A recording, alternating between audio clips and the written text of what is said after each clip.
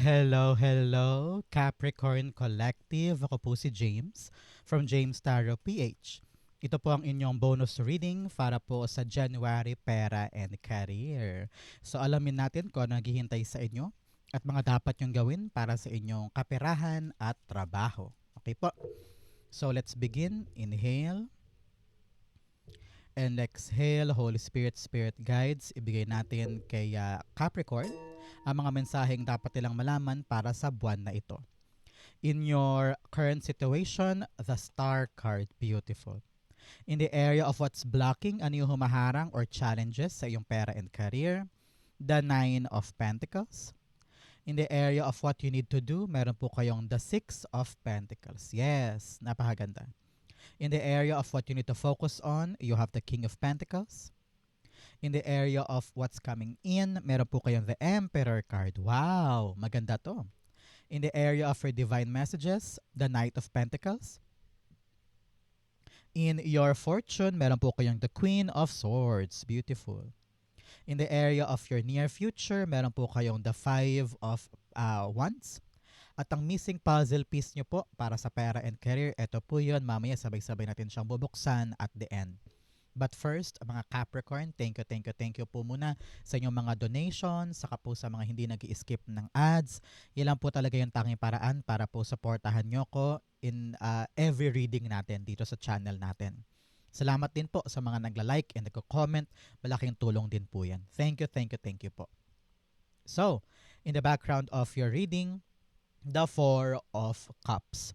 Si Four of Cups, sinasabi ng yung spirit guides, panahon to para maging open ka, Capricorn, sa mga bagong bagay. Alam ng yung spirit guides na pagod ka na sa iba't ibang bagay na ginawa mo before and you're thinking, super dismayado ka, super disappointed ka, pero be open sa mga bagong darating ha. Maaring iba itsura nito kumpara sa hinohope mo, pero ang importante dito ay bigyan mo lang siya ng chance. Maaring eto na talaga yon, kaya lamang kailangan nating maging mas appreciative sa bawat bagay na dumarating para sa atin.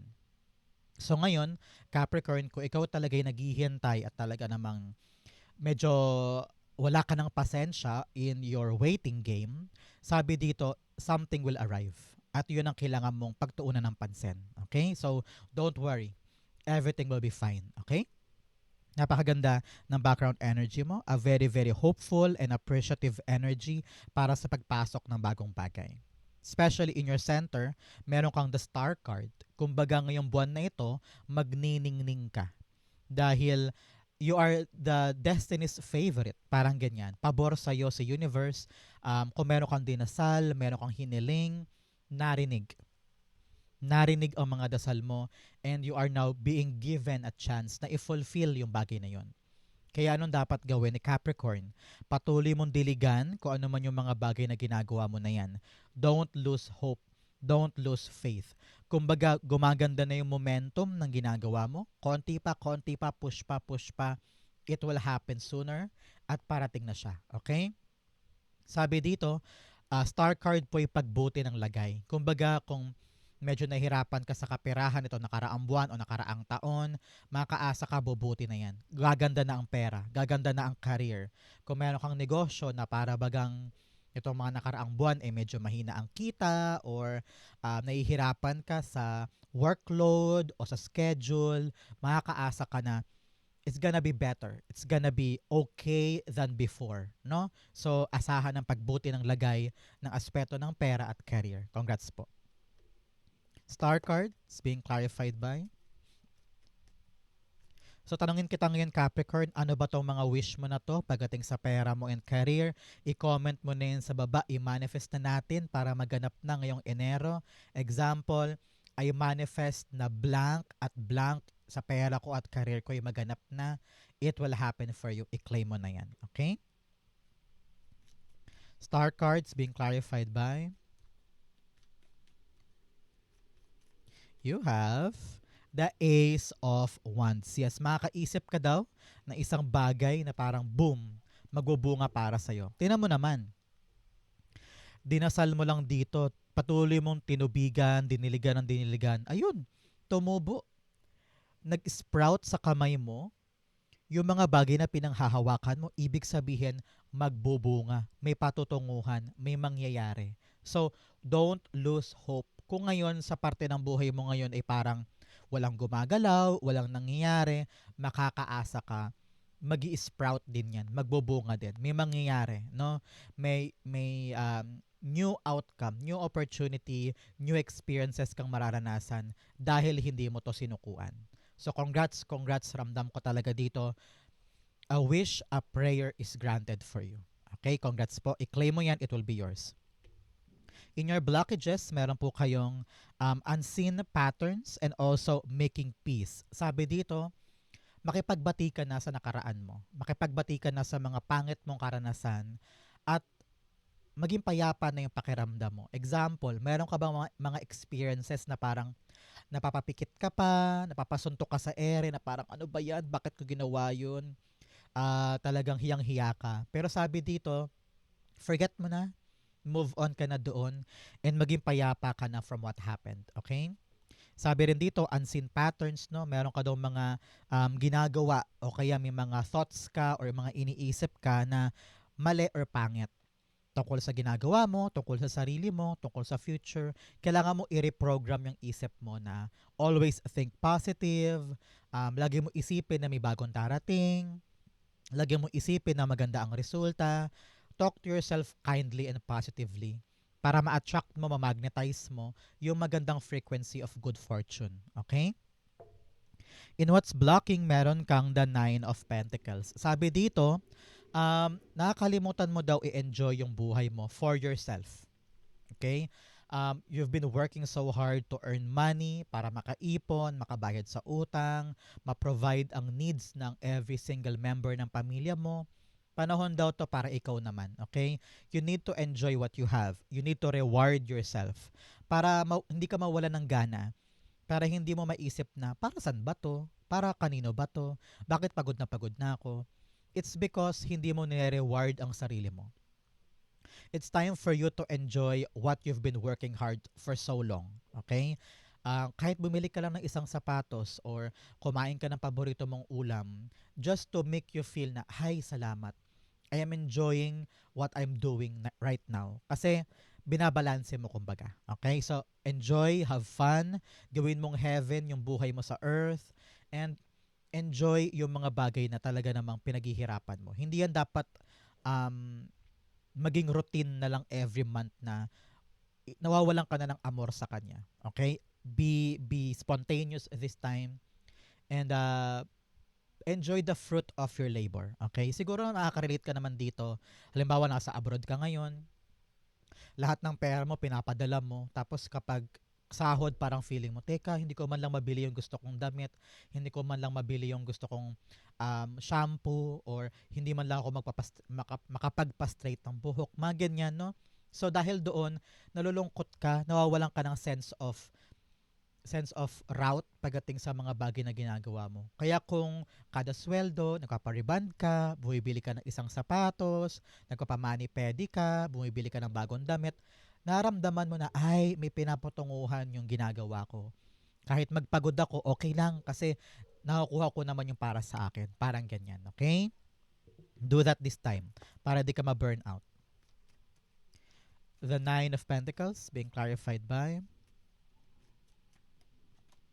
the Page of Pentacles. Yes, you need to really see the value ng ginagawa mo. Alam ko na marami ka ng beses na parang ayoko na, suko na ako, pagod na ako.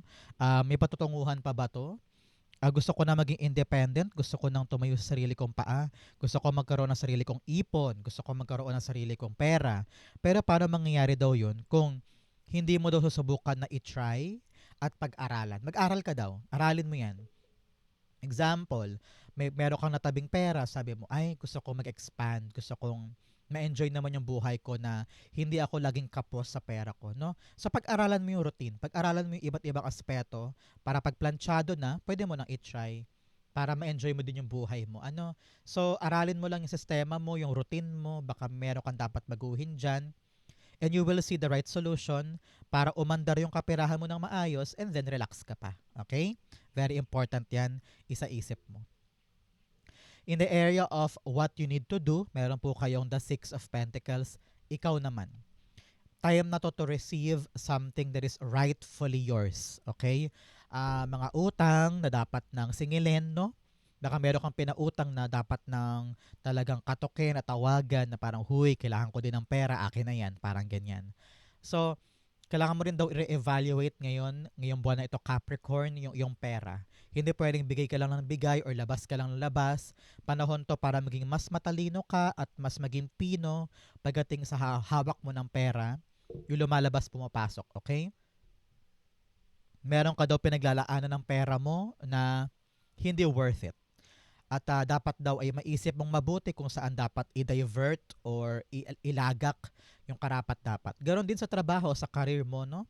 You've been focusing lately sa maling bagay. Parang narinig ko dito, masyado ka daw nag-e-effort pero wala namang reward. Example, sa trabaho, lahi ka daw nag-overtime. Pero pagdating mo naman sa payslip mo, wala namang epekto. Sinasabihan ka na lang na, kasi magmalasakit ka na lang sa kumpanya natin. So, hindi naman pwedeng ganun, di ba? So, you need to earn something, especially kung talagang de numero, de oras ang iyong trabaho. So, mag-e-effort pa ba tayo sa mga bagay na wala namang magandang bunga sa atin? Yun ang kailangan mong isipin this time. Okay? The Six of Pentacles being clarified by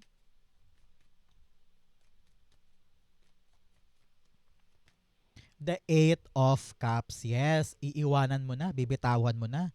You will detach yourself from something na hindi equal ang give and take, na para bagang ikaw lang nag-e-effort pero wala ka namang nakukuha pabalik.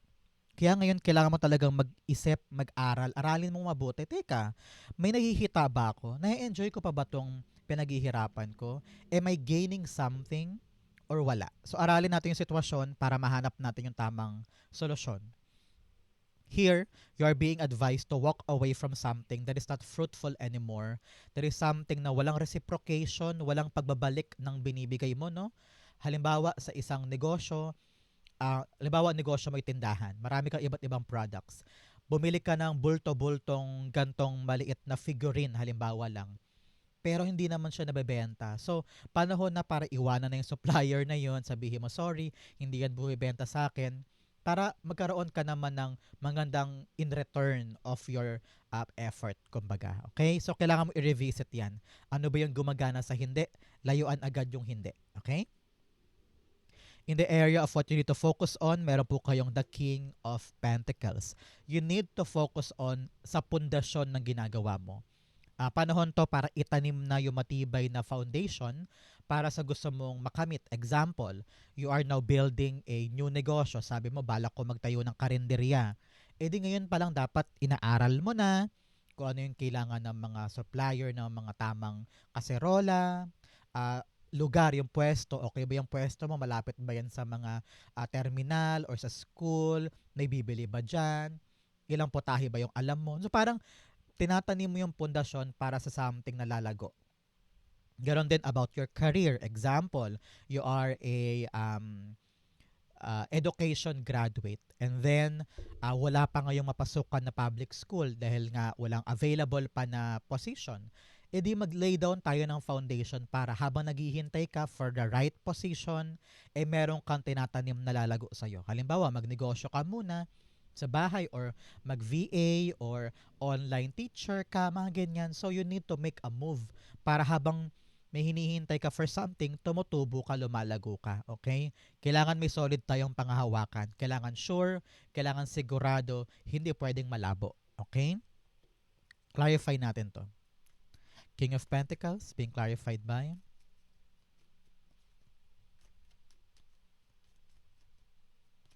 the Four of Swords. Yes, para maramdaman mo na panatag ka na hindi ka na kailangan maging aligaga na parang, ay paano to, ay paano yun, hala hindi ko alam mangyayari, paano na ako next month, paano na ako next year.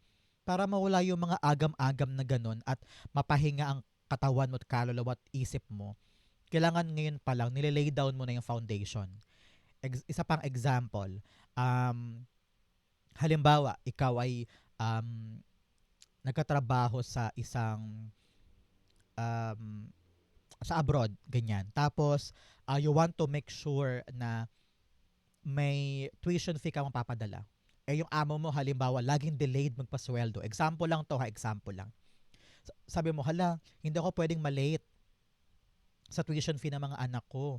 Para mapanatag ka dyan, kailangan nating i-lay down yung foundation. Okay, saan ako pwedeng maghanap ng ibang solid kung gagawin para sure ball, kung madelay man ang sweldo si boss, meron pa rin akong ipapadala. Parang ganyan. So, kailangan talaga sigurado ito para mapanatag ka na. Okay? In the area of what's coming in, meron kang wandering path, enjoy the journey. Yes, i-enjoy mo lang daw yung journey. Don't be so disheartened o wag ka masyadong seryoso. Relax ka lang and everything will be fine. Kapag okay ka inward, okay ka outside. Okay? You also have surrendering to the journey, release control. Yes, tanggalin mo daw yung pag-control mo sa sitwasyon, relax, be spontaneous, daanan mo lang yung bagyo, daanan mo lang yung agos, everything will be fine. Darasal ka ba, Capricorn? Are you praying hard every day? Do you believe in God? Ano po ba ang religion ninyo? Kapitan mo yung faith mo so that you will know na magiging confident ka whatever happens. Kasi meron kang kakampi sa langit. Okay? In what's coming in, meron po kayong the Emperor card. What's coming in, pambihirang tapang. Lalakas ang loob mo na itulay ang plano na ito para sa katuparan ng iyong pangarap. May mangyayari, may magbubunga. So, kailangan dito maging matapang ka. Kailangan maging palaban ka, go-getter ka. Kapag kailangan umaksyon, aaksyon ka. At kailangan din dito, Capricorn, ikaw ay maging disiplinado. Okay? Hindi pwedeng ngayon kikilos ka, bukas hindi na. Sa isang linggo na ulit. No. If you want to have a solid foundation sa ginagawa mong ito, kailangan meron kang consistent effort, consistent performance. Kung gusto mo talagang maging sure ball at panatag ka na dito. Okay? Narinig ko rin dito, huwag matigas ang ulo. Huwag mataas ang pride, huwag mataas ang ego. Learn to listen to other people's opinion. Listen to other people's payo para makatulong din sa iyo yan para mabalanse mo lahat-lahat at malaman mo yung dapat gawin. Alam ng spirit guides mo na medyo dismayado ka na sa mga nangyayari. Marami kang inaasikaso na nauuwi sa wala, marami kang ginagawa na parang walang nangyayari. Pero sa pagpasok ng bagong bagay, kailangan natin maging matapang at matatag para ito ay panghawakan. Because narinig ko, it's now or never. Hindi siya laging darating para sa'yo. Kaya grab the opportunity while it's there. Give your best shot. Give your best effort para ito yung magkaroon ng magandang outcome. Okay? The Emperor cards being clarified by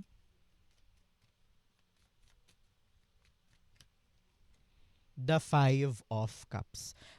Sabi dito, you're about to make a decision about something. Ready ka nang bitawan yung isang bagay na dati akala mo hindi mo kayang pabayaan, hindi mo kayang i-let go. But ngayon, you are now being brave enough na sabihin sa sarili mo na, ay okay na, sige na, i-let go ko na yan. Move on na ako, siguro nga wala na akong papala dyan. Siyempre, masakit, makirot, mahirap, pero ngayon, matapang ka na harapin yung bago, tanggapin yung bagong bagay, at i-let go na yung mga bagay na dati sobrang nadismaya ka na nauwi sa wala. Now you are choosing to begin again. You're choosing to embrace a new thing with discipline, with bravery. Kayang-kaya mo yan. Yakapin mo yung mga bago. It will lead you to a brand new future. Okay? I-claim mo to para mapunta sa'yo. Kung meron kang isang bagay na hirap kang bitawan, i-claim mo to para tumapang ka na at makalet go ka na so that the new bountiful, beautiful blessing ay makapasok na sa'yo. Kaya daw hindi makapasok-pasok kasi ikaw, busy ka pa sa kakatutok mo sa isang bagay na dapat ng alpasan. Okay? In your divine messages, meron kang communication is key. Panahon daw to para makipag-usap ka ng maayos. Para makuha mo yung dapat ay sa'yo. Okay? Hindi pwedeng mataas ang ego o mataas ang pride. Talk lightly, gently, para makuha mo yung amor at makuha mo yung gusto mo. Okay? You also have emotions are running high. Labo-labong emosyon. Nangangamba ka, gusto mong mapanatag, gusto mong umalis o mag-i-stay. Hindi mo alam kung ano yung dapat mong gawin na para sa'yo at para sa iba. Mag-let go ba ako o hindi. Halo-halong emosyon ang nararamdaman mo tungkol sa isang bagay. So ngayon, relax, hinga, huwag ka magmamadali para hindi ka mahirapan, para hindi ka lalong malito. Take things one at a time. Okay? Especially here, in your divine messages, meron po kayong Knight of Pentacles. Sinasabi na yung spirit guides, go slow. Dahan-dahan lang. Don't rush any decision. Patungo ka sa katuparan ng pangarap mo at meron na nagbubunga. Meron na nangyayari, okay? Meron ng development and resulta. Ang kailangan mo dito, kumapit ka gently. Huwag kang maaatat, no? Kapag meron ka na nakikita, just do your performance lightly. Dahan-dahan lang. And execute your plan. Dapat yung plano daw dito, sigurado, planchado. Okay, meron kang pinapanghawakan na bagay para alam mo ko tong planong ito ay legit at saka magaganap. Kasi marami sa inyo nagpaplano ng medyo superficial or medyo hindi nakabase sa iyong realidad. Kaya importante, Capricorn, na practical yung plano mo ha. Doable, kayang-kaya mong gawin ngayon, kayang-kaya ng katawang lupa mo o ng pera mo, no? Para ito'y umandar ng tama sa'yo. But nevertheless, wag magmamadali. Kung ikaw ay nagpaplanong pumunta ng Japan, wag kang basta-basta lang mag-a-apply kung saan-saan. Pagplanuhang mabuti, alamin kung legit, para kada hakbang mo ay walang delay, walang pabalik-balik, make sure na ikaw ay talaga namang great planner ngayon. Knight of Pentacles, the Ace of Swords. Yes, malinaw sa isip mo kung ano yung mga bagay na ihahakbang mo. Sabi dito, bago ka kumilos, dapat super super clear muna sa'yo. And you have the fighting spirit na ipanalo ang plano na ito. Kasi marami din, nagpaplano, pero wala namang umaaksyon. Na nagagandahan ka lang sa plano, nagagandahan ka lang sa maaring makuha, pero wala ka namang lakas sa loob na lumaban, na ihakbang ang mga paa at ipanalo ang plano. So make sure na ikaw, pa nagplano ka at sure ka na dyan, aksyonan at dalin mo sa iyong realidad para magkaroon ng magandang outcome yung gusto mong gawin. Time na for you to be bold, to be adventurous, to be maging risky, no? Panahon to para magkaroon ka ng mga unfamiliar experiences na magdudulot sa iyo ng tagumpay sooner, okay? Pero pinaka-baseline, Capricorn, plano, plano, plano. Pag walang plano, huwag kang kikilos. Pag hindi pa malinaw sa iyo, huwag kang kikilos. Kailangan malinaw at planado, okay? In your fortune, you have shield, you need to defend yourself. Okay, marami kang paggalaw, marami kang gagawin, and you need to defend yourself from people na maaaring maging obstacle o mga taong inggit, mga taong dapat mong mapagtagumpayan. So, kailangan mong i-defend at panindigan ang mga desisyon mo. You have bow, you are highly thought of. Meron daw mga tao sa buhay mo na mataas ang tingin nila sa'yo. So, maging gabay yun at maging inspirasyon para sa'yo to do better, to reach higher, because people are looking up to you at nirespeto ka nila. You also have hills, obstacles to overcome. Meron ka daw mga dapat pagtagumpayan. Kayang-kaya mo yan. You also have funnel, period of frustration, and lessons to be learned. Marami kang frustration, dismaya, disappointment. So ang tanong dyan, ano yung mga natutunan mo sa mga dismaya moments mo? Gamitin mo yung mga lessons na yan para pag may dumating na bago, alam mo na yung gagawin para hindi ka bumalik sa past. Okay? In your fortune, meron ka pong Queen of Swords. Nakita ko dito na maliliwanagan ka na sa mga dapat mong gawin. Ready ka na to take on the challenge. Meron ka daw i-accept na offer o meron kang isang malaking desisyon at talagang napakatapang mo nang gagawin ito. Kumbaga kung meron kang alinlangan in the past about something or a certain move, ngayon parang magkakaroon ka ng malakas na desisyon na kaya ko na to, gagawin ko na to, parang ganyan. So, things are getting clear para sa'yo, lalakas ang loob mo, at ready ka nang harapin kung ano man ang mangyayari sa planong ito. Very, very open ka for the future, which is good for you. Ang mahalaga dito, ready ka umaksyon para makaabante ka na, okay?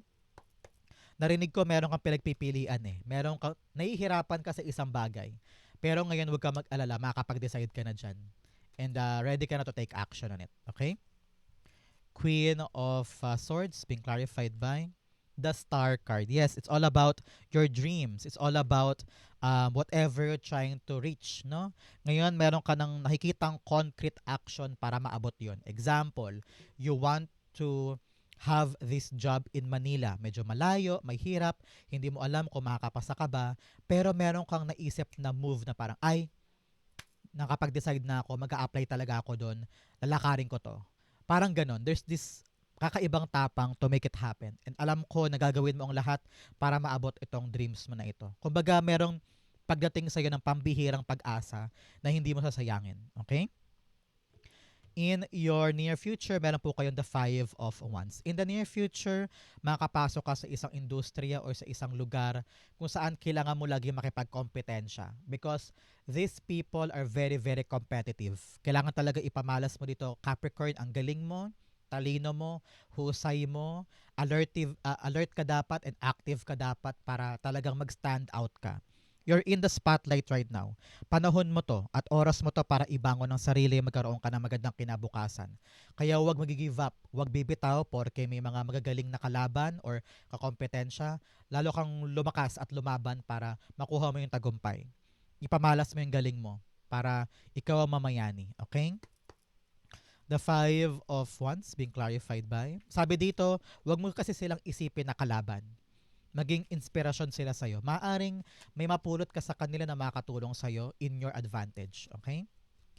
Five of Wands, the Page of Wands. Yes, you're about to really enter and accept this new opportunity kung saan very, very saturated yung lugar or yung industriya na yan. Marami talagang tao dyan. Kung ano yung gusto mo, gusto din nila. Magkakaagaw kayo dito. Talagang magkakalaban.